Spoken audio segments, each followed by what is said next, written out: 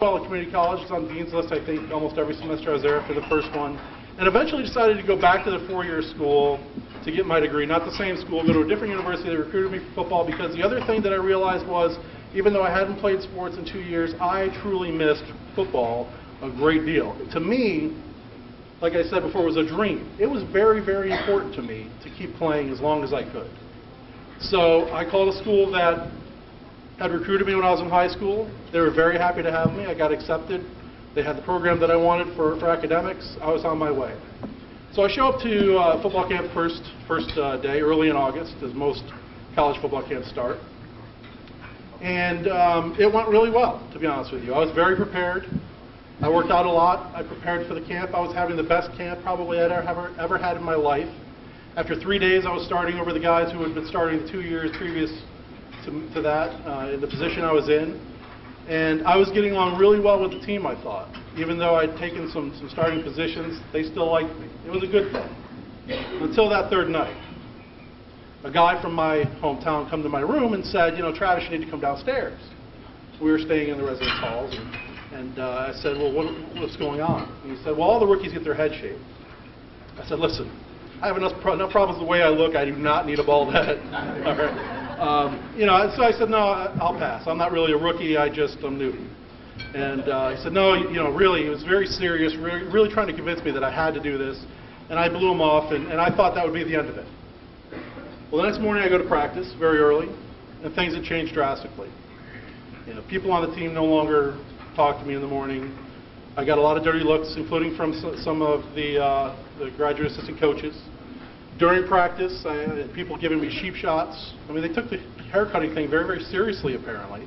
And then after that morning practice session, the captains of the team, the senior members of the team, kept the team on the field while all the coaches went in. And the veteran members stood on one side of the sideline, new members on the other, and they wanted us to prove to them that we belonged on the team. This is kind of a rite of passage, some sort of initiation thing. We were supposed to tell them who we are, why we want to be a Great Dane, which was the mascot of the school, and bark like a dog, and show them that we really want to be on the team. And I'm thinking, listen, I went to a school that played this school 3 years ago and beat this school when we played them. I don't know that I need to bark like a dog. I've already proved myself on practice field. I've taken some of their positions away from that. I don't know that I need to prove myself. And furthermore, I'm standing there going, look, at this point, I'm 21, 22 years old. I had this experience before. I don't want to be hazed anymore. So when I got to my turn, I left.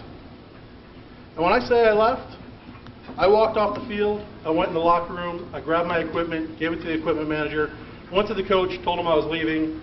I told him a lie. I told him that it was because my heart wasn't in it. I can assure you my heart was in it. I didn't want to tell him that I was being hazed because, when I tell people this story, they're like, Travis, bark like a dog, get over it. It's not that big of a deal. Do it, play football, live your dream. What's the problem? Well, the problem is the guys at Albany didn't know that I had this hidden background. They didn't know me well enough after 4 days to know that I had had this previous hazing experience and that I just wasn't going to tolerate it anymore. That yes, I was willing to give up my dream to keep my dignity. That at 21 I had matured enough to realize there are some things more important in life than playing a game, as much as that game meant to me.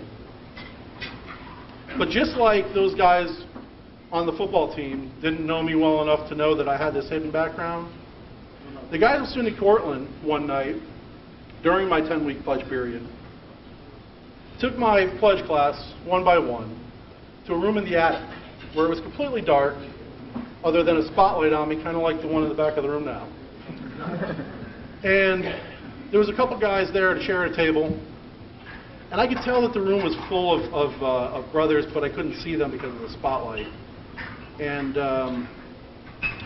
one of the guys took a pistol out and said, you need to put this to your head, pull the trigger, and when you do, say that you would die for this fraternity. And at 18, I was stupid enough to do it. Later that night, I went on a complete rampage. See, something triggered in me. And I had a complete rampage raged around the house, wrecking things, hurting people. I ended up falling down the stairs, bashing my head open, had to go to the hospital. They had to sedate me at the hospital so I wouldn't attack the doctors.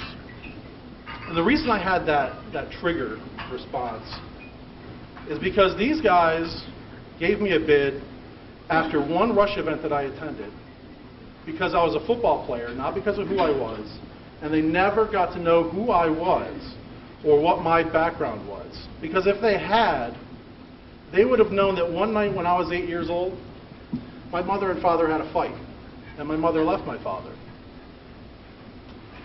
And my father was woken up the next morning by a phone call from an attorney saying that my mother had a restraining order against him and that she was filing for divorce. See, my father was an alcoholic. He was very abusive, and she was tired of being his punching bag. His response to that was to go to his room, take out a gun, and shoot himself in the head, ending his life.